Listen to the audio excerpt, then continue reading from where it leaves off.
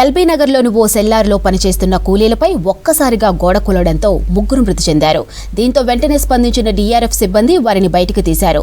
ఒకరికి గాయాలు కావడంతో ఓ ప్రైవేట్ హాస్పిటల్కు తరలించారు. ఇక జీహెచ్ఎంసీ అధికారులు సంఘటనా స్థలాన్ని పరిశీలించారు. సరైన జాగ్రత్తలు పాటించకుండా సెల్లార్ తవ్వడం వల్లే గోడ కూలినట్లు తెలిపారు జీహెచ్ఎంసీ అధికారులు. ఇక భవన యజమానులపై క్రిమినల్ కేసు నమోదు చేయాలని ఎల్బీ నగర్ పీఎస్లో అధికారులు కంప్లైంట్ చేశారు. ప్రాణ నష్టానికి కారణాలపై షోకాజ్ నోటీసులు జారీ చేశారు. భవన నిర్మాణ అనుమతులు రద్దు చేస్తామని ప్రకటించింది జీహెచ్ఎంసీ.